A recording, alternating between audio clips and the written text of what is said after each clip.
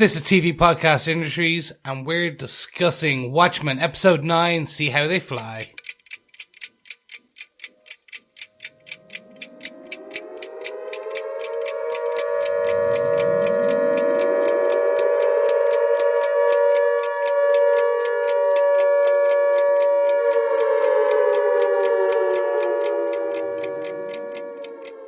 Welcome back, fellow watchers. This is TV Podcast Industries, and we're watching The Watchmen final episode, Episode 9, See How They Fly.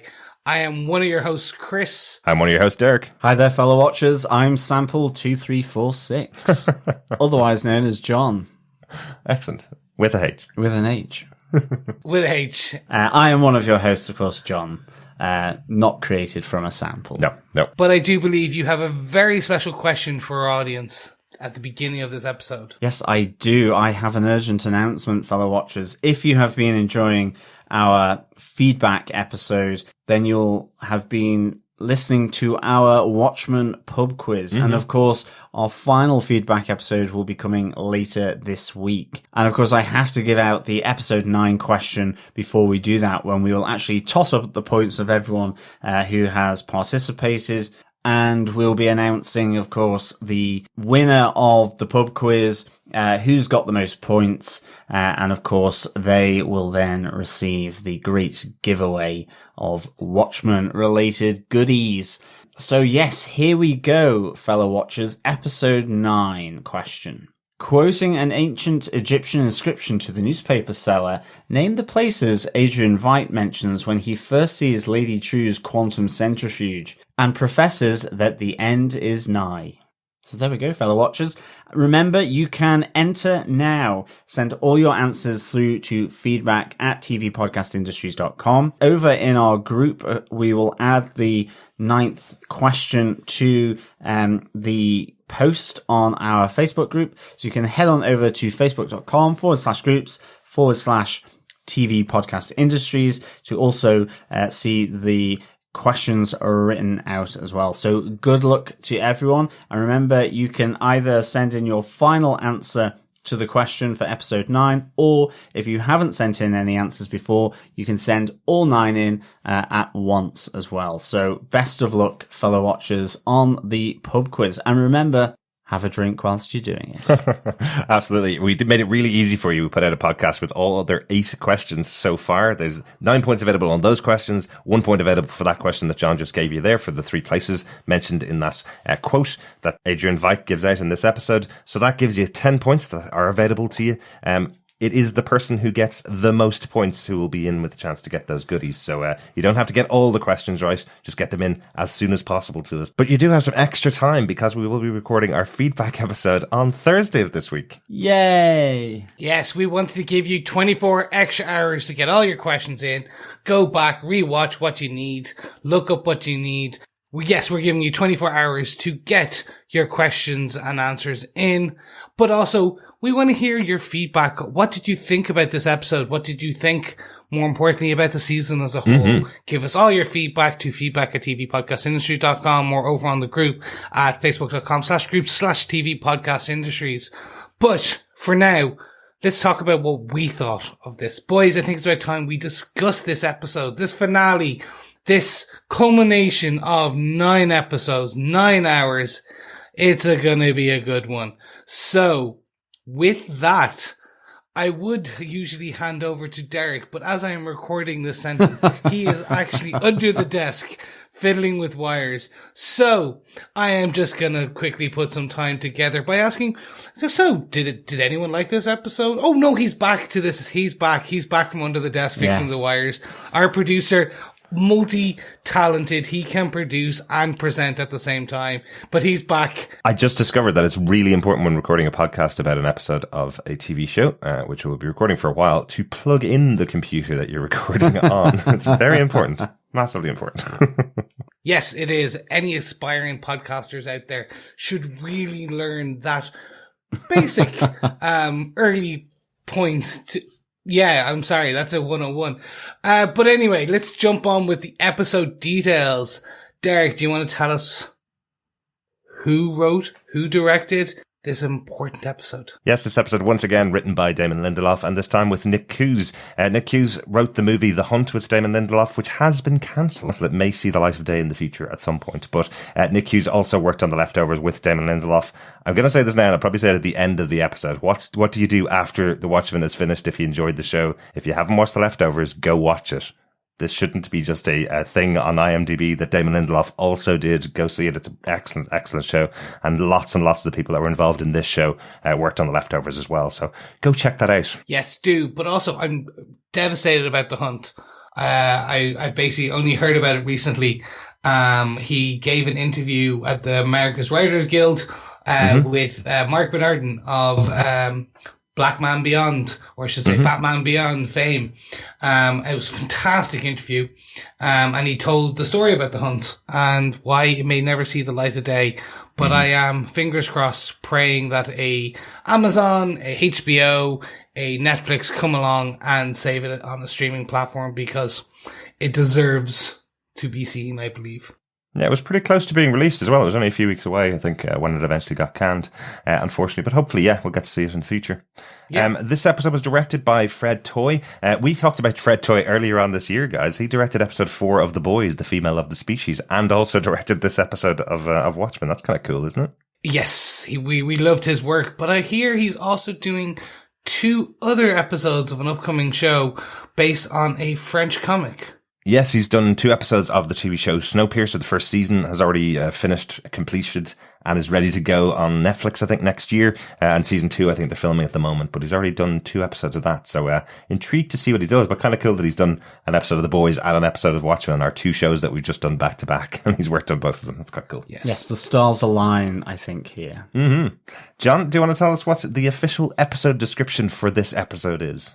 Everything ends for real this time. I love these ones. They're so short and sweet. Absolutely. Remember, I used to ramble on for a paragraph. They were a work of and crafted, but nonetheless, do you like this new setup? Yes, but I do have a challenge for John going forward, that all of his episode descriptions going forward should just be 10 words. What he does with those 10 words, it's up to him, but it should be 10 Whatever words. he wants. Yeah, I like it. Episode 1's easy, the start, then probably around episode 5 and 6, it's the middle. And the final episode, say if it's 10, is the end. There you go. There you go. They have to think up some things in between, like the 75th quartile. I don't know. Your math isn't very good, is it? 75th quartile? Of episodes, yeah. Okay, interesting. Good stuff. Let's get on to our points about the episodes, guys. The doomsday clock has been set to 5 minutes to midnight. Yes, we are back with our final 5 minutes to midnight. Boys, we are getting there. It is right at the end.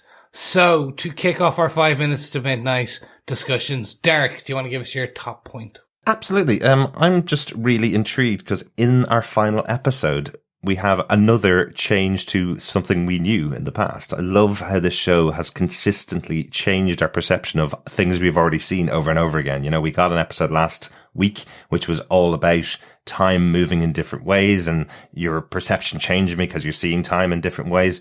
This episode, my one effectively, is that Adrian Veidt created a new plan after meeting Lady True the first time.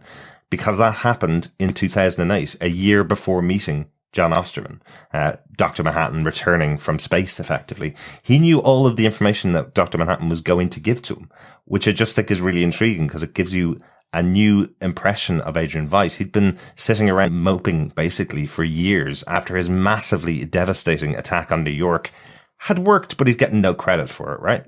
He's been sitting around moping, going, "Am I going to get any kind of praise from anybody at all?" Arrives on his door is Lady True going, "What if I was able to banish all of the nuclear weapons?" And his response to her is, "Well, I would have done that if I was able to do it, and nobody can do it otherwise."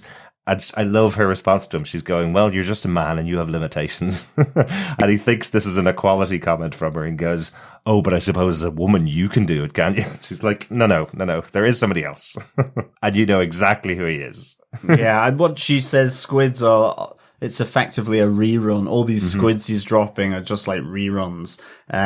Listen out, Star Wars. Yeah, I mean, just a great little meeting, I think, between these two powerhouses. Although I suppose in that instance, Adrian Veidt does seem like he's just gone past his sell-by date a bit, and like here is the new kid on the block. I think the great thing about this, though, is that, you know, as she reveals how she came into being, that effectively she is his daughter, and the sample used by her mother, who guessed the code that was in the Watchmen in the comics as well, Ramesses II. You know, it's a great little moment where he's like, I will not call you daughter. And he goes on about how he was born into wealth, but he gave it away so that he could start from nothing and prove to everyone that he is worthy of that wealth that he's given away effectively. And so he goes, my gift to you is nothing. And you're just like, you are a complete arse. Oh, Adrian. Absolutely. I suppose this is what kind of kicks off Lady True's version of the plan, effectively. She is so angry from this point onwards, which I love, because that's not what we expected. We thought she was coming across as, you know, I want to celebrate this moment with my mother and father being here for us. No, she wants to rub it in his face that even though he didn't give her the money that she wanted to start off this whole process back in 2008, she was still able to accomplish it. She was still able to get there. And on the way, she bought his company as well. Her company became so big, she bought his company. I love that. It's just from that moment onwards, it's a great change to the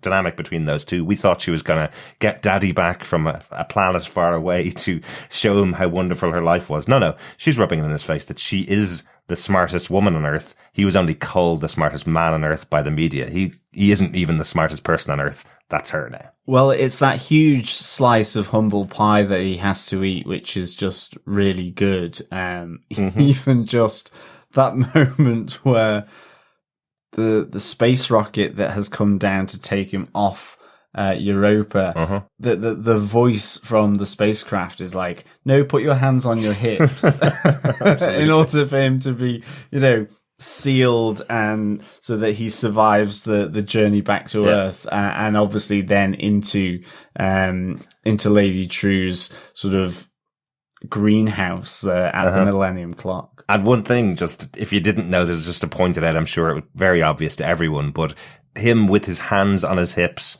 cast in gold, is a reference to that little action figure that you see in his office in Karnak, right? So she is making him look like a plaything, basically, as well. So just stand in the office, you just wait there in gold carbonite, effectively, until my plan is ready to go, and then I'll unfreeze you, and then you can see how bloody good I am at my job. Like, I love when she unfreezes him after taking him back, and he goes, oh, Dr. Manhattan's alive, he's on Earth, he's in Tulsa, I think, he's somewhere nearby, he's a human now, and she goes, yeah, I know all that, and I'm about to kill him in an hour's time. And he's like, what? I thought you needed my help, basically. Brilliant. I did love the fact that back in episode 2-3, when we introduced Lady True, that that item crashing back to Earth, was Ozymandias. Yes, episode 4. Yeah. Yes, we believed it was maybe Dr. Manhattan or something. I think we potentially even theorized it was Ozymandias coming back from wherever, and we were right. It's just, again, timing is so fluid. Everything is being experienced at the same time in the show, and the use of time as a story instrument, as a story piece, is amazing. Yes, I think I mentioned back whenever it was in episode 4. I think it was the moment where the camera pulls back whilst on Europa, on the moon of Jupiter, and it comes back, and then it comes out of the gold statue. I think at the time it was like, okay, that he's in there, and maybe everything he is experiencing is in his head. Well, no, it actually did happen. That was the only thing that was clarified. But it really just felt that there was something more to that statue than met the eye after that particular camera shot. Yeah, the camera started on Adrian Veidt's face on Europa and then came out of the gold face on the bar. Exactly. And I think very close after that, we have the comment from Laurie going, why did you make it look so old? Well, she didn't. It's just spray paint, basically, over the top of Adrian Veidt. Brilliant. Although I do like golden carbonite. That's quite a good one. Absolutely. Blinging the carbonite. I will also say I did a very bad thing because we got this episode late and we were watching around the same time as everybody else. I did listen to Damon Lindelof's discussion about the last 3 episodes on the official podcast of Watchmen. The background behind him being hidden in plain sight is fascinating. Check it out. There you go. That's my only one that I'm going to give you for that episode. Okay. That's my first point, is just that the meeting of Lady True and Adrian Veidt completely changes the plan of Adrian. He was effectively going to sit there for the rest of his life having these squid dropping randomly around the world until Lady True came into his life to tell him that there is another plan. Interesting. John, what's your big point for this episode at 5 minutes to midnight? It is that she's a raging narcissist. So, I mean, effectively that Lady True here is the villain of the piece to some extent. Oh yeah, there are many villains. There is the 7th Cavalry, for example. Mm-hmm. But it's just the fact that she's kind of been really sneaky about it. And I just love the fact that Adrian Veidt is, once he has kind of been decarbonized from the golden carbonite, he's recognizing this narcissist tendency of her wanting to become God, because, well, as he says himself, I can recognize them because I'm one. She didn't lick it from the pavement, basically. Mm-hmm. She certainly has his genes. So I really just like this. As you were saying before, she's bought his company. She has completely proven Adrian Veidt wrong by setting up the company, constructing the Millennium Clock, buying his company, making him eat humble pie, making him as small as an ant, and she is wanting to become as big as an elephant, dare I say. Okay. And just this whole thing is that, we felt she's been on, well, at least for myself, I have always been feeling that she has been on the side of, say, Angela Abar. You've had her working with Will Reeves. It all seems that she is doing stuff that seems right, or to help out, because it's been targeted at this white supremacist,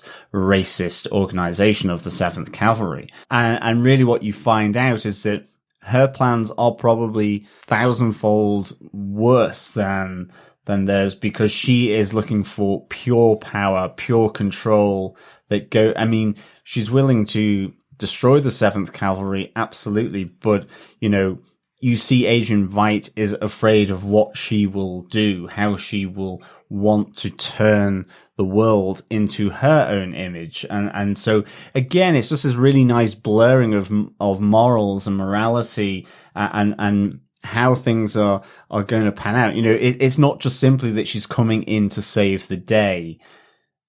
That's a byproduct of the fact that she wants ultimate power, mm-hmm. and total power across at least the solar system that she lives in, and specifically on Earth. And I just think it's really a good spot with it all relating around Adrian Veidt sort of meeting his daughter again after she came to him in Karnak, those many years ago, and he gave her nothing. And in a sense, that put down by him has probably helped fuel exactly what she wants to do. But in this instance, she's not going to hide away and not take credit for it. She is going to make it full frontal and totally about her. Mm. You're absolutely right. And even part of that narcissism is her turning around to Adrian Veidt and going, "Oh, you called me daughter in the spelling on the planet of Europa. That must have taken a lot of effort, father." Very good, very good. For me, looking back on it, again, hindsight is 2020. It should have been obvious that Lady True was the ultimate villain of this piece. In that, when you think about it, Adrian Veidt, Ozymandias, was the ultimate villain of the Watchmen comic book, of the original. When you think about it, it should have been obvious. But that was one of the reasons I'm tipping my hat to the writer's room, in that when you first read Watchmen, it was a revelation that Adrian Veidt was the bad guy, quote unquote. And this episode was the revelation that Lady True was the bad guy, quote unquote. Now, our understanding of why they wanted to do it, they were the bad guys, right? And in theory, you could say that they were the good guys because, for example, what Ozymandias did in the comic books with the squid, the interdimensional event, it did cause peace for a long period of time, et cetera, et cetera, et cetera. He did make the world a better place, again, quote unquote. But what I'm finding really interesting is looking back at all the pieces, the threads and the story beats.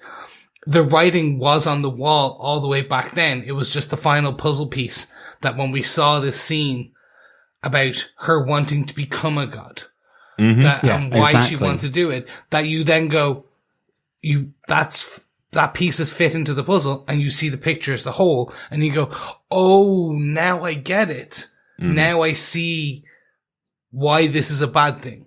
It was just, it's writing like this that every now and again reminds me of why I love TV and good TV. Yeah, exactly. And I think the interesting thing about how it's written as well is that having said all this, and it's mainly through the reaction of Adrian Veidt, but, we never actually get to see her blue or dispose of those powers how she wills. So certainly the signpost there that she wanted this total power. Nonetheless, we actually never get a chance to see how she would use that. Yeah. And, again, that kind of hiding in plain sight that she has, she helped Angela recover from the nostalgia pills. She was working with Will Reeves. It was all for selfish ends, but it was to get that power, and we just don't know how she's going to use it. I think we've got a fair guess that she may dispose of it in ways that could be problematic, but she still, was willing to put the 7th Cavalry in their place, I suppose. Yeah. So her plan, just to make sure we highlight it, her plan was she'd get the power, she'd banish all nuclear weapons from the entirety of the world, something that Adrian Veidt didn't do, and something that Dr. Manhattan didn't think of doing, and it said that he was never asked to do that, so he didn't do it, basically, because he knows what happens, he knows the outcomes. He was never asked to do it, he didn't do it. He's not a very imaginative guy, I suppose. But that was her plan, and I like the idea. The idea is, why would God do what they did? If I was God, I'd do this. And that's what she's trying to become. She's trying to become God because she believes she would make better choices with the powers that Dr. Manhattan has, even though she doesn't really understand them. Not many people do, and that's what we got last episode. In episode 8, we now understand his powers. His powers are, well, he can't do any of that because he already knows the outcome because it's already happened. So the minute Lady True got the powers, she would suddenly have known how everything would turn out and not be able to just click her fingers and get rid of nuclear weapons. Exactly. Because it's not omnipotence that you get. So I love that concept, and I love the fact that she didn't actually achieve it and we didn't see her blue. We just see a massive ship drop on her face and that's it. Yeah, the quantum centrifuge. That's it. Yes. But I really did wish that they used that old adage, which was absolute power corrupts absolutely. Because that's part of it as well. It's that, yes, you can become a god. She could have become a god, and she may have had altruistic intentions, but with the power of a god, it will corrupt her. But at the same time as well, we also know she was already corrupted because she was willing to do heinous things to become the god that she wanted to become, but also she did good things. So it's again that she wasn't actually the villain. There were many villains in this season. Exactly. Which is the interesting part. That kind of leads me on to my final point, or my main point for this piece, which is Lady True was so manipulative. It was fantastic because she used the 7th Cavalry to mask her plans from Dr. Manhattan. So we knew that Dr. Manhattan could see to a point that he was like, okay, we've got 10 years because the 7th Cavalry will come. He wasn't able to see beyond that because she was the puppet master. She was the Vietnamese puppet master playing with the strings and able to mask all of her activities without Dr. Manhattan noticing, because she understood how his power, I believe she understood how his powers worked. She was able to get the 7th Cavalry to make the cage, which stopped his powers from being used and stopped him from escaping and seeing up to that point or beyond that point. Yeah. Which was all made of the lithium batteries. She got the 7th Cavalry to make them. She gave them the battery. She allowed them to steal the power packs. Mm-hmm. Her reasoning for this was the ends justified the means. Mm-hmm. It got her to where she needed to get to, but she was also helping Will Reeves by taking down Cyclops. Yeah. And she takes down Cyclops. And we find so many interesting things about that in this very short speech by Keane and Keane Senior, or I would say Keane Senior is there, but Keane Junior. Keane Junior. Yeah, absolutely. Absolutely. And also his fantastic plants, which Laurie makes fun of, and I was so happy for. Absolutely, yeah. They're the ones that Dr. Manhattan wears throughout the comic books until he eventually stops wearing pants at all, basically. Yeah. They're exactly the ones that you see over Vietnam as well. So it's as if Keane Jr. is so uneducated about Dr. Manhattan's powers that he thinks he must wear these particular pants. He seems to think there's some kind of connection between that and the pants, I suppose. He certainly shouldn't be getting this kind of power. He doesn't have the intellect to use it in any stretch of the imagination. But I do love how it all plays out with Lady True reading out the 2-page letter from Will, and about 4 or 5 lines into it, they go, "Oh, get on with it. We don't need to hear the letter. Are you going to kill us?" And she's like, "Of course I'm going to kill you," and then just kills them all. Yeah. I love the fact that everything with the 7th Cavalry was actually just an extension of Lady True's plans for us. Mm-hmm. Every part of it. So when you start looking at the whole, then you really do see why she did what she did and why she allowed certain things to happen. So that, because it all was the ultimate game plan. She is the master manipulator, the master puppet maker, and puppeteer, the master chess player, if you will. Or at least, just like her father, she thinks she is. Yes, and that's exactly it. Let's move our doomsday clock a bit closer to midnight so we can discuss these other points. The doomsday clock has been set to 4 minutes to midnight. Yes, definitely. Lady True, just like her father, a little narcissistic, and her decision on plans as to what she's going to do, very similar to what her father would have done.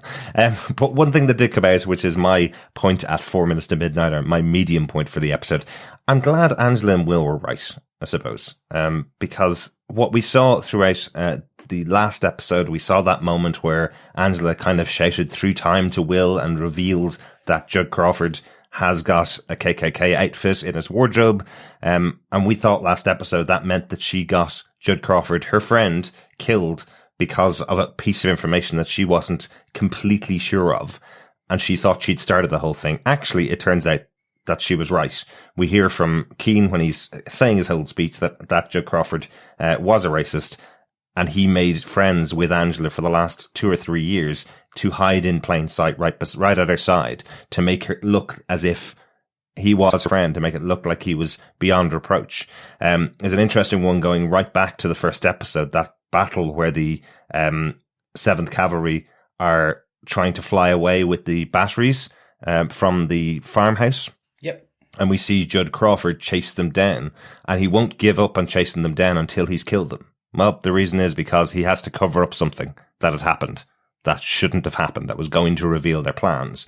I love how, once again, throughout this series, if you look back on previous episodes, you see things that were hidden right there in front of you. Why would Judd Crawford go so far? You hear the co-pilot in their version of Archie, the police ship they had in the first episode. You hear her going, "We don't need to chase them down, we'll catch them later." And he goes, no, I'm going after them, and takes them down. He does that because he is so centrally involved in this whole plan that everything has to go like clockwork, and he's going to make that happen. He's going to grease the wheels and going to make that happen. So I'm really glad that Angela and Will were right about their decision to take Judd Crawford out, because that does stop most of the cavalry's plans. Some things don't fall into place for them specifically because Jud Crawford isn't there. Some things have to be moved up and made faster because Jud Crawford isn't there. And it sets Angela and Will on the path to taking down the 7th Cavalry. If that hadn't have happened, if Angela hadn't spoken through Dr. Manhattan through time, maybe Will and Angela wouldn't have joined together here and finished the 7th Cavalry plan.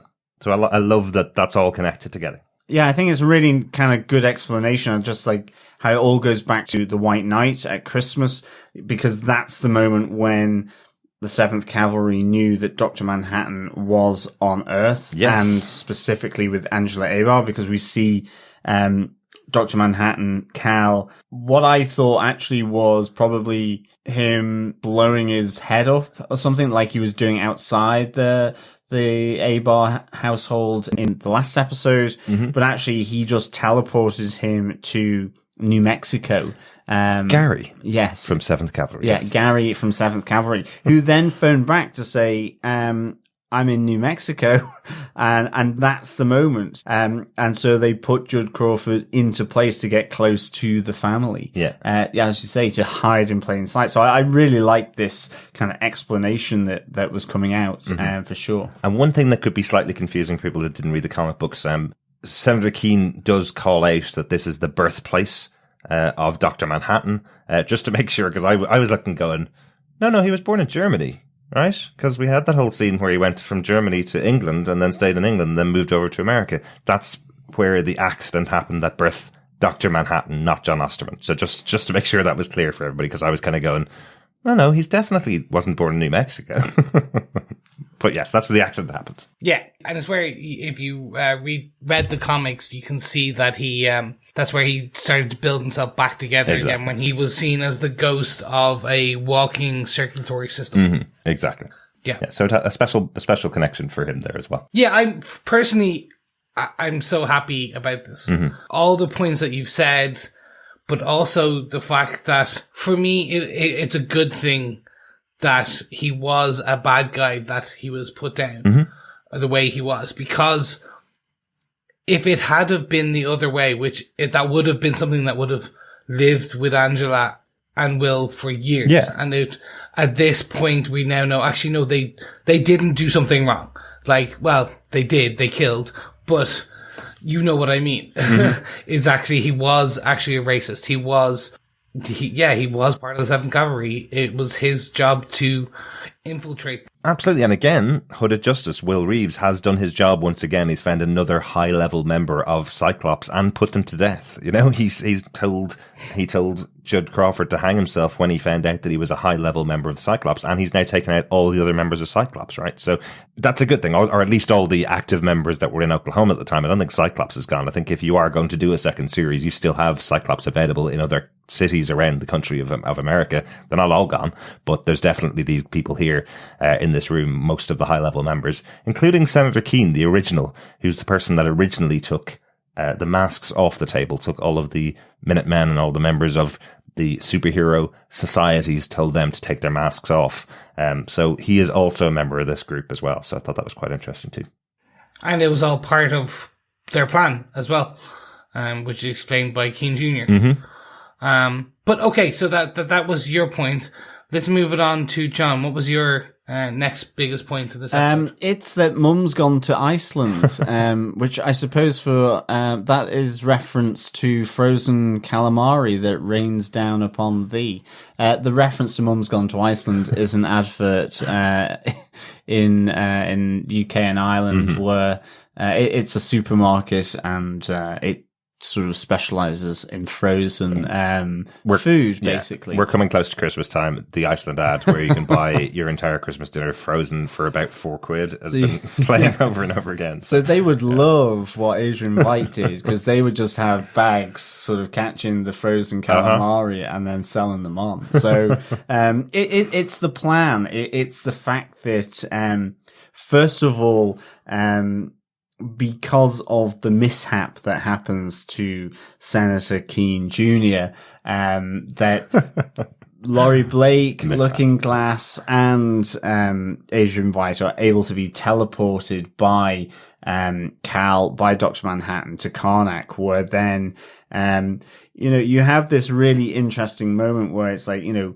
Agent Blake thinks that they can just stop it and save Cal, and you have Adrian kind of very matter of factly just going, no, he's dead, but we can stop her. As he effectively gets Looking Glass to turn the temperature down so that when he opens up one of his portals, he will effectively be hurtling frozen calamari at terminal velocity down onto Tulsa.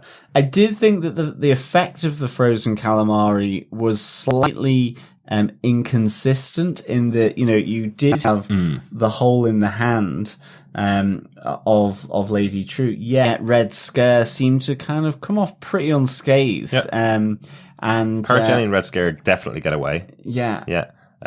There was I know what you mean. The projectile power of this frozen calamari, frozen to 22 degrees. Remember, that's American 22 degrees, because I was like, that's like a balmy summer's day. Yeah, that's not frozen at all. But yeah, it should go through the metal in cars if it's gone through the bone in her hand that quickly, it definitely takes out a ship directly over her head. That's it. It takes out the quantum centrifuge. Yeah. Not a ship. Sorry, the quantum centrifuge. You're absolutely right. Yes. But I did like the plan. I like the fact that, Cal, Dr. Manhattan, he obviously knew those elements that were going to play out here. And it gives them this moment to stop, as I say, in a sense, that villain of the piece looking for that ultimate power to wield rather than be sort of agnostic on it and sit back like he had done. And maybe that's where he was coming at it from. But, I just like this, and I like the whole setup of these three, Blake, Veidt, and Looking Glass in Karnak, trying to help with the teleporter, the squids, and raining destruction down upon Tulsa. Absolutely. What a great grouping these three are. I really, really enjoyed these three playing off one another. Absolutely. Sure. I love Larry's arrival in the office. Why the F are we in the office? Why are we doing, why do they send to the office? Oh, and then Adrian kind of goes, oh, of course, because obviously I can do something from my office. Right, off we go with our plan, and away we go. Yeah, really good fun. Also, the poor Looking Glass, every time the Manhattan powers are used to teleport and throwing up each time, you just feel kind of sorry for him, don't you? Yeah. Like, there's even that moment where he throws up the first time the powers are used, and then his weapon is taken off him by the magnetism that's being used by Lady True's people as well. So it's just quite funny seeing the poor character being treated so badly. And we haven't seen him in 3 episodes now at this stage. So yeah, I'm glad we got him in this episode as well. And I do like that with, Spanner in hand, he does come to save the day, and do what I suppose Rorschach wasn't able to do in the end. A little more low tech, effectively. Well, that was actually one of my notes that I have for later on. It's just the fact that effectively we have Laurie Blake, who was the partner of Dan Dryberg at the time. She is back again at Karnak. She's the one that arrests Adrian Veidt. And on the other side, we have Looking Glass, who's kind of a version of Rorschach if his brain wasn't completely broken and he wasn't a really horrible human being, effectively. And he's the one that gets to knock out Adrian Veidt. So the two of them get to do what Dan and Rorschach weren't able to do back in 85. So I kind of like that. Yeah. And of course, Archie is back as well. And Archie's there, yeah. I'm wondering whether Looking Glass and Laurie Blake are going to have a little relationship in the future. Why not? Can't imagine it. I could see it. We'll see what happens with season 2. Okay. But Chris, then, what is your medium point? I am so happy I'm walking on water. So for me, this was everything about this episode. I'm happy with the ending that we were given. From Mum's being going to Iceland and saving some money, and saving the world, to actually the ending and goodbye of John and Cal. So I kept expecting John Alstrom and Cal to kind of reconstitute because the central fugal thingamabob, go on, John. Quantum centrifuge. There you go. there we are. The quantum centrifuge thingamabob was destroyed. I was expecting John to basically rematerialize over time. Like, I was expecting like a blue light just to kind of appear, and again a circulatory system just to kind of reappear or something like that. Okay. Because I was like, okay, but no, Dr. Manhattan is dead. Well, now in fairness, just to give your theory a little bit of credence, Chris, we only spent one more night in Tulsa, and it took months and months for him to reconstitute.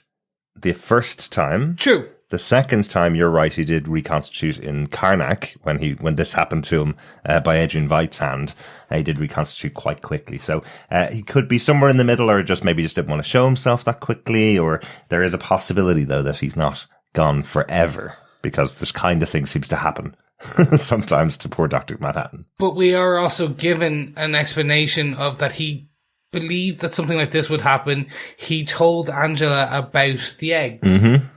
And you need to break a few eggs to make an omelette.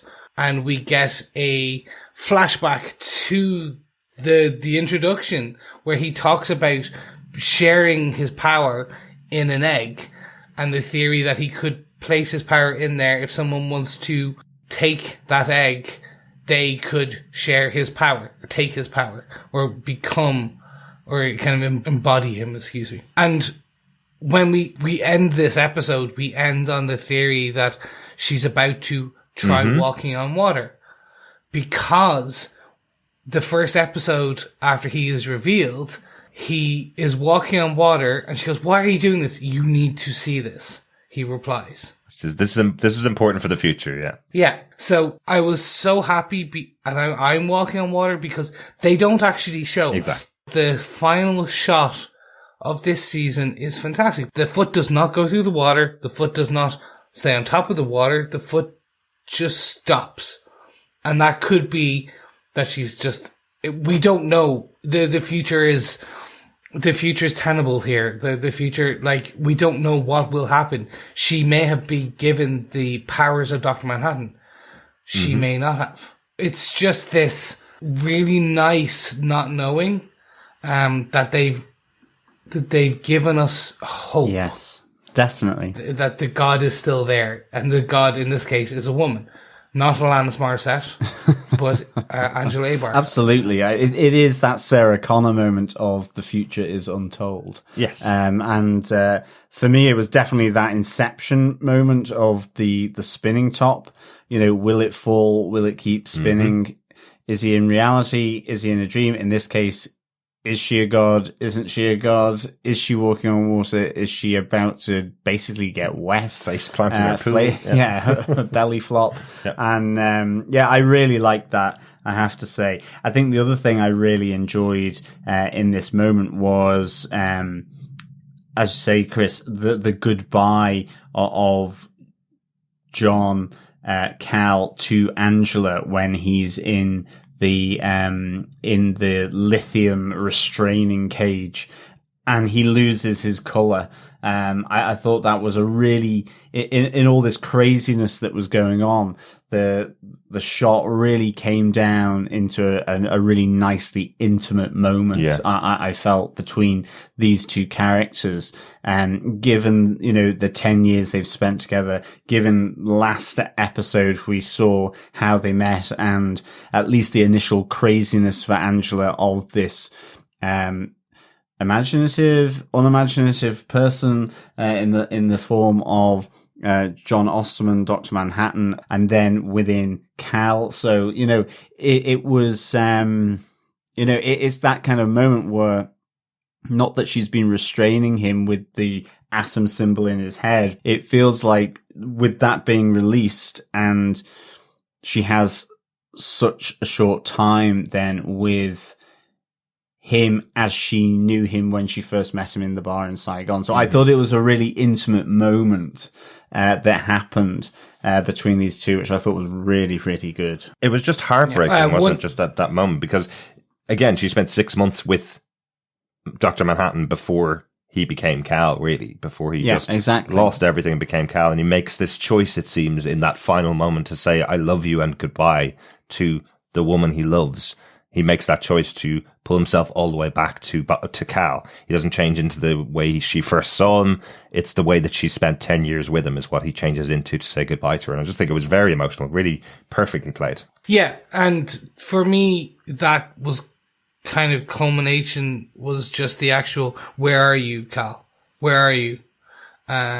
I'm in every moment we were ever together. Yeah, really good. You know that whole thing, which is, okay, if you could have 10 years of the happiest time of your life, but you know it's going to end, would you still do it? And that's what this whole thing is about, which is he knew he was going to pass on in his case, but he still chose to spend those 10 years with her because he knew he would have 10 years of not remembering it, but still until the end.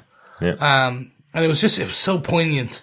I really enjoyed it. Although one question kind of niggles at me at this, which is there's there's one bit where he's away, and he kind of goes, when he's saying this, he's talking, there's one where it doesn't line up, and I don't know which part he was talking to in the timeline. It's basically, I can't place all of his words and sentences. I have it in notes, but if there's any particular ones that aren't standing out to you, they're all actually comic book quotes. They're all from the original storyline that John Osterman's re-experiencing all the things that happened in the past. Like, for example, he goes, "Jenny, are you cold?" which was the first Christmas that he spent with Jenny back in 1954, I think, or 55, something like that. He spent the first Christmas with her, and that's a line that he's saying there. The line he says about, there's no particular problem going on in Afghanistan at the moment, not that I'm aware of, think is what he says. That's from when his first television appearance, which we see in the comic book just before he disappears off to Mars, or driven off to Mars by humans. There's loads of that stuff. It's really good touches that he's saying lines that we haven't seen in the TV show. It's stuff that happened in the comic book before he left Earth. That's why. So, okay. Thank you. Thank you because for me, I was like, I don't understand. I haven't seen Cal mention these parts, or haven't seen John mention these parts in the episodes we've seen to date. And I was just like racking my brain. Oh my God, that just makes it even better. It really does. Like, I love it. You know, it's effectively the idea of the TV show is, if you don't know the comic books, you'll understand he's going through things that we may not know at all. He says, I'm all over time. This whole thing is affecting his ability to just focus on one space. He eventually is able to focus on the relationship between him and Angela, which is keeping him together for those final moments, I suppose.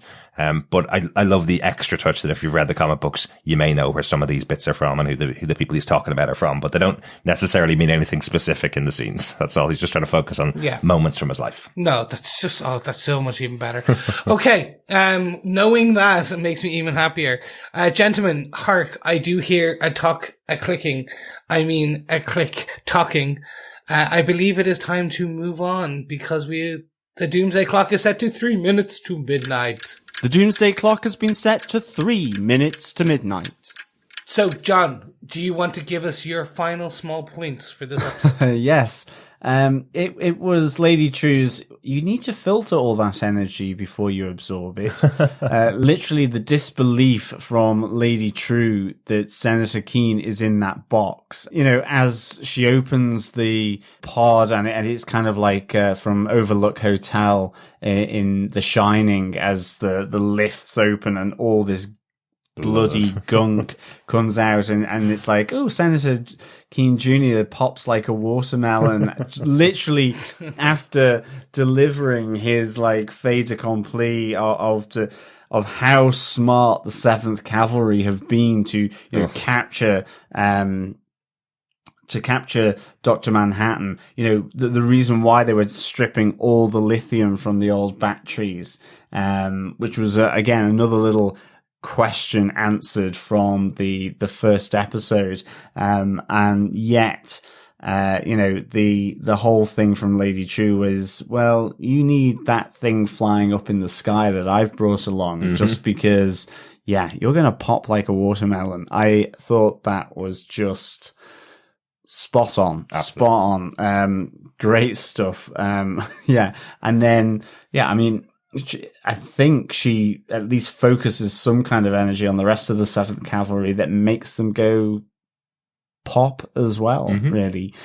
So I really enjoyed this moment, just because it made all the sweeter after Senator Keene, in his crazy underpants, is really trying to say how great they've been in figuring all this out. And in fact, they knew nothing because they were held all the way by Lady True. And as you said, Chris, Yep. she was using them to mask her plans. So I just like this, popping like a watermelon. Yes, they are very much like Jon Snow. They know nothing. It is so worthwhile, isn't it, after that absolutely disgusting speech that Keane gives about how difficult it is in America these days to be a white man. Oh, God, it just made me want to strangle him. And then to realize he just popped on his own in that box and he's just ended off, in the sluice grates down the side of the street in Oklahoma, exactly where people like that belong. So I'm glad it happened to every other member of the cavalry that was there as well. Maybe somewhere in New Mexico, he is reconfiguring like a watermelon. So just the pips will start to appear.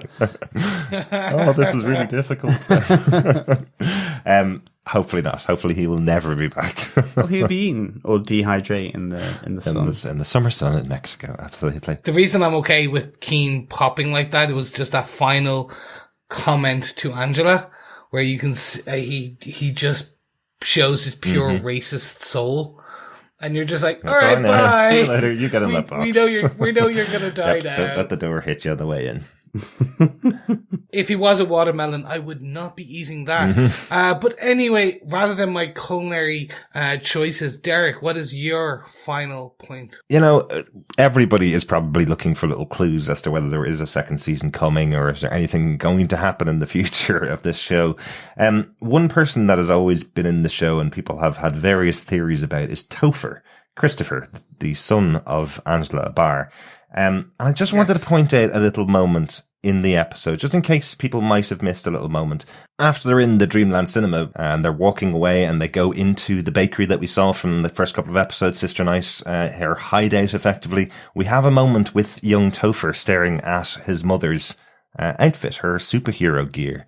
And he suddenly has that realization of who his mother really is. Somebody else had a similar realization in the past. Will Reeves' son had seen his father dressed up as Hooded Justice, had tried to imitate him, saying, I'm like you, Dad, and got told to take that off, and that's what broke up June and Will Reeves. So I wonder, with all of the new information that Angela Barr now has, I don't think she's probably going back out in the streets as a superhero in the future, but I wonder, would she discourage Topher from taking up that in the future? Is this setting up the idea that maybe, in a few years' time, Topher grows up to be a masked vigilante taking after his mother and grandfather? I'm right there with you on this. I do believe so. I believe that if we are ever shown Topher again, it will be that Angela has... I actually think Angela will continue as Sister Night. Okay. I think she's seen the need for the vigilantism, the masks, especially those last piece between herself and Will. Basically, it was his fear that drove him. It wasn't anger. Fear and sadness, yeah. So I do believe that is still a thing. I believe she will continue for the fear of what will happen if she was not there.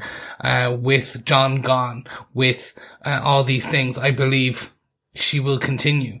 But I do also think that with all of the nostalgia in her, allowing her to have seen Will's participation in that memory and how that went so badly. Yeah. She doesn't say no. She doesn't yell at Topher to get away. Exactly. Yeah. Yeah. She just nods at him and tells him to come. And I think that's yes, I do believe Topher will be a masked vigilante, or not a masked cop, perhaps, going forward. I'm just intrigued by the interaction between the two of them because it's wordless. There is that moment where he has that realization like kids have when they suddenly pull the pieces together in their mind, and she just nods and says, kind of, you've worked it out, basically. Which I just like, which is different again from Will's reaction to his son, when he saw that his father was Hooded Justice. So, I like that potentially the next generation will be very different. And also remember, all of these cops are in masks because of what Keane did and what Judd Crawford did. So whether they'll be in masks next week when the police force in Oklahoma goes back to being the same kind of police force as every other state in the country, they may not be wearing masks. They may be back to being just regular beat cops without masks on them. So we just don't know what's going to happen in the future. But I like that we have some questions for possible futures. Or it could be the reverse mask, like Superman, who puts on his glasses. Mm-hmm. Yeah, you're dressed down to walk out. The cheapest mask in the world. A pair of bifocals. Bifocals. They're pretty expensive, actually. Exactly. So that's a possible potential future. Chris, do you want to give us the small thing that you haven't talked about in this episode? My final point really is, what's next? Where does this leave us? What potentially can happen? What threads are left unanswered? We've talked a few of them already, which is, so Will Reeves is now staying with Angela. The kids are fine. Will she continue her vigilantism or her masked cop? Because as you say, it's all going to come out that this was the Keens, the two of them. But actually, the reason the masked vigilantes were told to demask and they became criminal was because of Keene Sr. So will that have all come out? Is John Osterman, is Cal dead? Will he be able to reconstitute? Does Angela, is she now Dr. Manhattan? The fact that Ozymandias now is going to jail and that will Looking Glass become an FBI agent and work with Laurie Blake going forward? There are so many questions. But at the same time, I really want to say, if none of those questions are answered, and if when we get a season 2, it has nothing to do with this, I am 100% okay. Yeah. If we even don't get a season 2, I'm pretty sure we're going to get a season 2 just based on the numbers, the figures, the everything. I'm pretty sure we're going to get a season 2. I don't think it will be the same characters. I don't think it will be the same. There may be some thread lines or through lines, I should say, but I'm okay. This for me has been a television season for the decade. It really has been one of the greatest pieces of writing. Just the whole lot for me has left me on the edge of my seat. Yeah, so I've asked the question, so what's next? Where does this leave us? We used to have a lot of these things when we were younger, which were called event series. Yeah. That used to happen a lot. Yeah. They don't happen very much anymore. You have some kind of mini-series. BBC do them a lot, where they do 4 or 5 episodes of a show and then they never ever return to that show again. I'm hopeful, actually, with the show being as good as it is, I'm hopeful they don't return unless they have a great idea and a great story to tell. Because I think a lot of writers could come in and tell you a story of what happens next. You know, somebody could write next week's episode, and I don't know whether it will form the same kind of feeling that this show has given to Watchmen. You know, I could tell you next week, Sister Knight's out in the street taking down criminals. Yay, great. And Looking Glass is back out in the street next week. You know, great. It's just a standard comic book story on TV. But this show has really done something and told a story through the medium of comic book TV that I don't think would have been able to tell without this particular writer's room and this particular, 500 people that are involved in this show, everybody from the actors and the people behind the scenes and the set makers and everybody who's making this show the way it's been made right now. One thing that Damon Lindelof is very clear about pointing out, while his name is on the writer section of the episodes, this was a true writer's room. There were people in this room for a year and a half breaking every beat of the story. And the people who get the credit on the final episode is just that they wrote most of the dialogue that forms the episode. But all of the ideas came from this writer's room. So if somebody else in the writer's room who hasn't been a showrunner before has a great idea for a season 2, that's also a possibility. Come back and do a season 2. It doesn't have to be Damon Lindelof, but somebody involved in this version of the show has the same kind of love and belief for the material coming back and do a season 2. There's definitely ideas that you can take going forward. But I think this feels like the original comic books that were never followed up until this TV show. And that's taken 30 odd years to do. So what do? Could this possibly be followed up in 8 or 9 months with another show with the same kind of impact? I can't imagine. So in an interview, which we talked, I briefly discussed, they called the original comic book the Old Testament. And when they're in the writer's room, the original comic book was called the Old Testament. I now see this as the New Testament. Okay. This is their first book. What I could see and what I would be happy with would be a true detective style piece, which is season 2 is a completely different standalone story. Yeah. With no connection. There is one question I have, which is outstanding, which is, where's Dan Driver? Mm-hmm. Could we see what happened to Dan Driver? Could we have an episode or a mini-series about that? That is a story potentially that I would be interested in. But I'm with you as well. I'm happy with this to stay as an event series. This is a one-off. Unfortunately, we live in a capitalistic world where I do not think that from the money that this show has brought in for HBO, that I do not believe that will be the case. I believe Damon Lindelof will not attach himself to it unless he has one. He said he doesn't have one, but if he ever had one, he would come back. I do believe that potentially some of the other writers might have, and they may do something, but I don't want them to do a direct sequel to this season 1. I would like, if they do season 2, it is American Horror Story season 2. It is a completely different story. Yeah. It's another year later, but with none of the same characters. What happened when Ozymandias's and Redford's plan is the evidence is given to the state? Does that make sense? It is a weird one, yeah, because it did wait 30 years since the original. It makes total sense what you're saying, but some of the impact of the show is, oh, they're bringing Laurie in and we haven't seen her in 30 years. And there's such a massive change in that character because during the intervening period, she became the comedian for a while and went out in the streets as a vigilante. So a very different version of the character that we saw in years ago. Adrian Veidt being back after 30 years. What happened to that guy? He saved the world and nobody thanked him for it. Dr. Manhattan, he went off to Mars. What happened to him? And they're brought back. If you have a second season, what's the impact of bringing those characters in? They would have to be very minor players in the next season, or we'd have to have brand new characters and not have any connection to the original comic books as well. So would it have a similar feeling at all to Watchmen? I just don't know where it would go from here. And I'm really happy with that ending. And John, your reference of Inception, of the spinning top at the end of Inception, did it fall? Did it stay up? Are they in a dream world? Are they in the real world?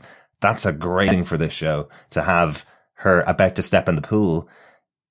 Did she get the ability to walk on water? Did she get the full Dr. Manhattan powers? Did she get absolutely no powers? Did she just eat a raw egg and get salmonella? You know, well, that's all the questions answered in your own mind. That's all your choices. So I think that's it, isn't it? I think I always battle a little bit with sequels, prequels, and all that, because to be honest, that's the age we're in at the moment. It's that we must have another because that was so good, and you know, you can have a lifespan of something, sure, and it needs to be done. So I think with time and consideration, and I think certainly because this was done with a writer's room, yes, Damon Lindelof is kind of the key showrunner here, maybe, and certainly the key writer in terms of at least credits, but he's always recognizing the writer's room. But it seemed like they really did go to town on this and took their time on this. So I think whatever,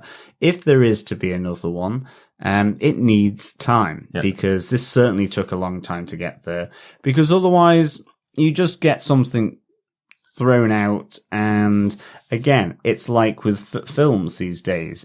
It's kind of why I like Christopher Nolan so much, is that he does Inception and, you know, an original movie in a time where we don't get that too often these days, at least not on a big scale. Yep. And he decides, right, that's it. I've told the story. I move on. And I think that equally is valid, because I think sometimes that's good for the art, which is TV making. I get what you're saying, Chris. It's in a corporate world, and there are jobs to be filled, there's money to be made, and so on. But I think TV, film, theatre, all these kind of different mediums operate in a space that's not just purely corporate. Yeah.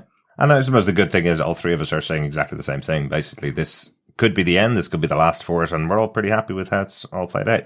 And I presume if the ideas there in the future, and it's a good idea. The money's there for it to come back. Yeah.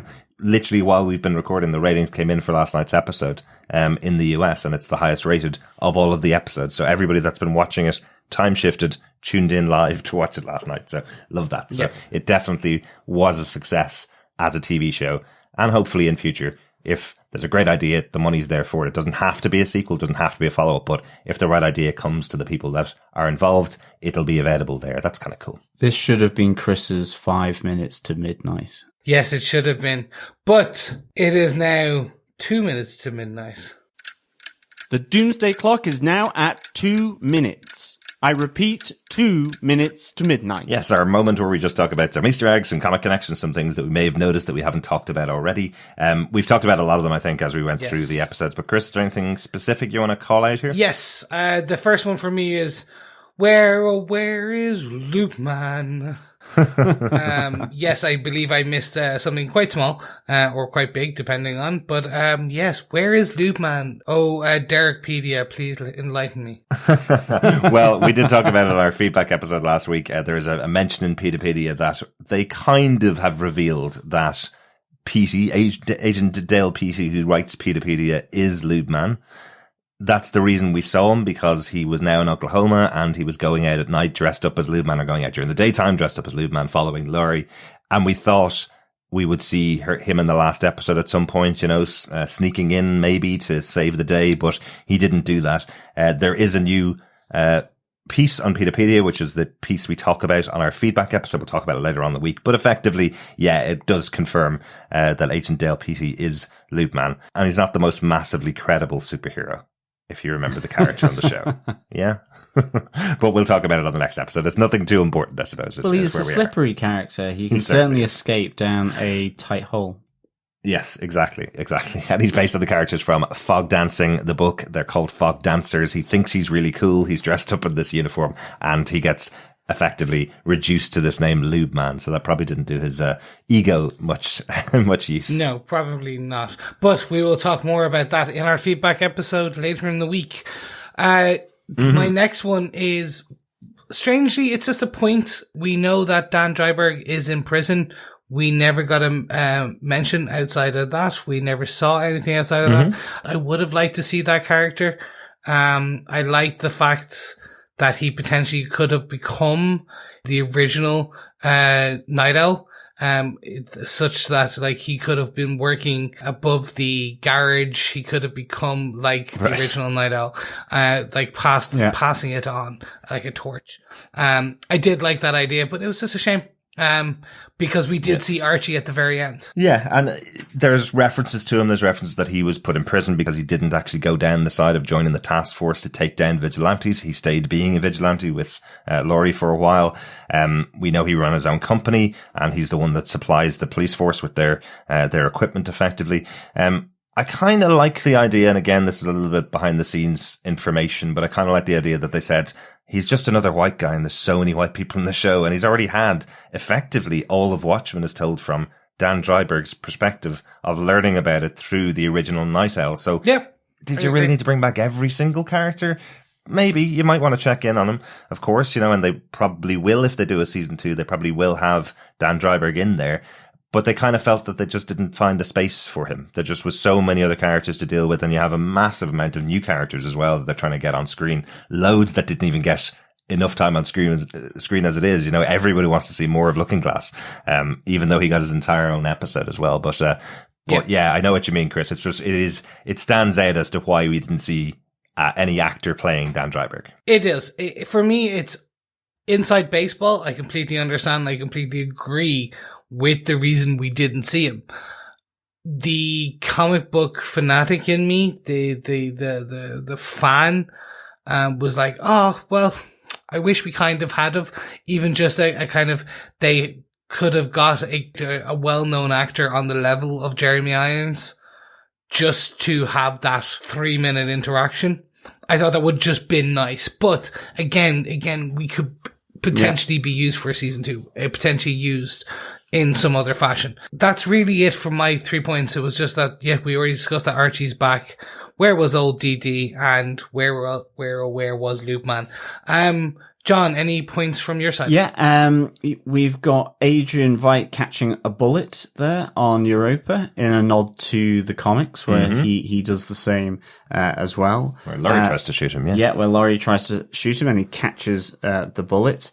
And I did really like that interaction with Mr. Phillips, or should I say the gamekeeper, where he goes, the gamekeeper goes, was I a worthy adversary, master? Because, he's talking about having he had to wait out time for 8 years on Europa. So he needed not just simply these clones of Mr. Phillips and Miss Cruikshanks, but this worthy adversary.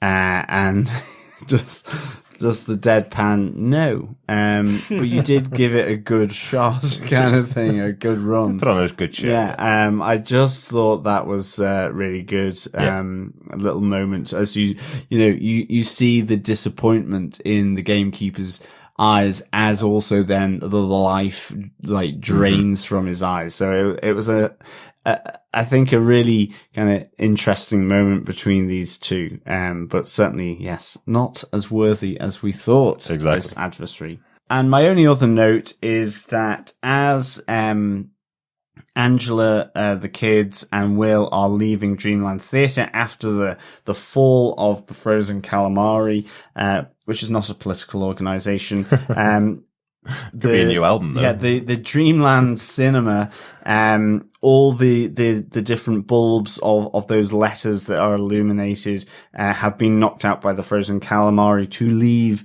Dr. Manhattan, which I thought was a nice, Dr. M, D, R, and M. Yeah, well, DR and M, so Dr.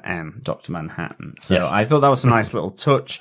And just quickly on that, I thought that conversation between Will and Angela in the cinema was just really nice. And I think it comes back to your point about maybe, the future vigilantes won't need to wear masks, or whether Angela herself is actually the new Dr. Manhattan, having taken the yoke, because, Will says, you can't heal under a mask. Wounds need, and I thought that was just a nice little, quote from Will Reeves there. Absolutely. To his granddaughter. Yeah. Yeah. A really beautiful sentiment, I suppose, at this stage. This is a guy that's lived, his whole life being hooded justice, and now they don't need it anymore. That hopefully, things are starting to change a little bit, in there. I do love the quote from Bian as she's, stealing the sample that will eventually become Lady True. The quote that she says in Vietnamese is a quote attributed to the original Lady True from the 3rd century, where she's talking about, I want to ride the strong winds and I will not bend and break to become a slave. Right at the beginning of the episode, it's just a really nice touch that's a quote attributed to the original Lady True, before Lady True is created. So really nice. Final note, we would be remiss to not comment on how awesome that choice of music right at the end of the episode. They've done some great choices throughout this season, but choosing I Am the Walrus for the title of the episode, which is See How They Fly, that's also from the song I Am Walrus, but this cover version by Spooky Tooth, this kind of even more psychedelic than the Beatles cover version of I Am the Walrus. I didn't think that was possible. But what a great choice. We have that moment just after Angela has downed the egg, as it sings over the top of it, I am the Eggman, we are the Eggmen. What a perfect choice for at the finale of the episode. I'm presuming using the Beatles as your outro to your series might be quite expensive, so I'm glad they did a choice of at least a very psychedelic 70s version of the song. It's very cool. Yes. No, it was definitely an ending and a half. I text Derek the second, we saw it, and my response as it was finishing was, oh, I am the Eggman. Exactly. That's it for notes. I'm sure there's hundreds more. This is not the last time we'll be talking about The Watchmen. We will be talking about it in our feedback episode. As I said, email us with your thoughts to feedback@tvpodcastindustries.com. We will be doing our feedback episode on the 19th of December, Thursday, and we'll have it out before Christmas, I promise. Yes, we will. But gentlemen, as we wrap up our thoughts and feelings, any last words all of our thoughts and feelings are just about this episode, Chris. Whichever you prefer. We can sit down and record another 2 hours if you want to get all your feelings. I will have thoughts and feelings in future. They may not be about the specific episode, but I will have thoughts and feelings. Yes. So, John, what did you think of episode 9? See How They Fly. Well, for me, I'm giving this 5 popped watermelons out of 5. And I'm going to keep this succinct. Everything exceptional for real this time. I just thought I've never given so many 5s in a series, and this was no exception. It cleared everything up, and it left a few little nuggets where we can just think and ruminate on them for the next 30 years until season 2 comes out on HBO at some point, probably virtual reality brain implants. Beamed directly to your eyes. Yes, exactly. HBO Supermax, would that be it? And I just thought this was really well crafted, really nicely done. And so, yeah, 5 popped watermelons out of 5. I can't really heap enough popped watermelon praise on it as I would like to. Excellent. Derek, how did you See How They Fly? This episode was amazing, and I think one of the most interesting things about it is that it circles everything and turns everything into its own circle as well. Whether we get a season 2 or not, we have a season 2, which is watching season 1 again. And then we have a season 3, which is watching season 1 again, because there are nods from the final episode going all the way back to the beginning of the first episode.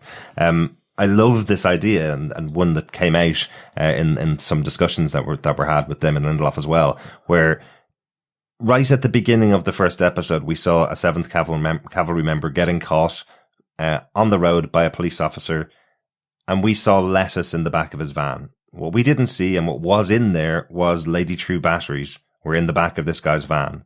The plan had been unveiled in the first episode as to what was going to happen in the 9th episode. Yeah? So every single episode that you go back and watch, there's going to be something like that. There's going to be little tricks, little twists that they've done that you can only see once you've seen the full story revealed here in episode 9. That doesn't happen very often. You don't get to a season finale. We've done so many season finales on TV podcast industries where we get to the end and go, oh, that was a bit of a damp squib at the end, wasn't it? Oh, about 10 minutes too long. Oh, I wish they'd edited it down to a couple of episodes shorter or a couple of minutes shorter because the ending wasn't great. They didn't nail the ending. Superhero landing right here, guys, for me. This was perfect. Damp squid, I think you'll find. Damp squid, yes. Some series have had a damp squid. This one had a frozen in carbonite squid. Or a frozen in carbonite Adrian Veidt, at least. Chris, what's your thoughts before I go off on some very weird tangent? When we were talking offline, Derek, I mentioned when we were discussing the episode of Dr. Manhattan and the time jumps, I talked about a Mobius strip, this theory of a winding interlooped timeline where everything is possible and everything is seen at the same time. Mm-hmm. That is this season for me. It is improbable. It is a theorem. It is based on physics and very much real, but at the same time improbable. As you said, I will watch this season again and be able to pick up things I never saw before, but to continue that watch, because those things I pick up on the second viewing, in my third viewing will enhance even further. Yeah. I can't echo what you guys have said more, and add more heaps and praises because there's nothing else to be said. This for me is potentially one of the greatest pieces of television in the last decade for me. It had the superhero landing, as you said. It was just fantastic. Do I want to see a season 2? Yeah, I want to see a season 2. Do I want to see any season 2? No. I want to see the correct season 2. Yes. And I want them to take their time. I want them to take another 5 years, 2 years, 10 years, as long as it takes to get something on that level. So let's see where it goes. But that was all our thoughts on this episode. And we all lied to you, fellow watchers. We've lied to you. We said there's nothing else to say. There's loads more left to say. You have your thoughts to say, and we want to hear them. We want to talk about them. Email us to feedback@tvpodcastindustries.com or join us over in our Facebook group at facebook.com/groups/tvpodcastindustries. There's a spoiler post for every single episode, including the finale over there. We want to hear your thoughts. There's some already in there. We have some voicemails in already, but we want to hear every piece of thought that you have about this season, because we know you've all been enjoying it as well. So let us know and we'll discuss them on our next episode. Yes, because we also know there was a lot to take in, a lot to process. We're giving you 24 hours extra to get us that information, to get us that feedback, to get us your thoughts. And really, I do love hearing your voices on our podcast. So make sure, if you have the ability, to record a short clip of yourself on your phone and email it to us, or jump over to the website where you can record up to 90 seconds of your thoughts. Fellow watchers, thank you for joining us. We hope you stay subscribed to our podcast. We will have one more Watchmen episode, as we said, this feedback episode, coming out very soon. We record Thursday, and then our lovable editor and producer and magic Minuteman, if you will, our Watchman, will pull it all together and get it out very soon, or at least particularly over the Christmas period. Thank you so much again. We hope you stay subscribed. We will have more information coming out very soon about what we will be covering in early 2020, as soon as we get our ducks in a row, because you know what? Ducks are very hard to get into a row, and sometimes they just run off into corners, but we will get them in a row. We will get them to you. See, fellow watchers, he has to be really polite to me because he knows I have to edit this episode. So he knows I have to do a really good job at making sure Chris sounds great and John sounds great and I sound great. So I should have the episode out sometime mid-January. No, it will be out before Christmas, I promise. Also want to say a huge thank you to our Patreons for December, who went over and joined us on patreon.com/TV Podcast Industries. Claire Payne, Stuart Campbell, Oren Dix, and Ken Hu, who've all contributed to the podcast and help us keep us going. If you want to contribute to the podcast, you can contribute any amount at patreon.com/TV Podcast Industries, and we'll give you a little shout out on the next episode.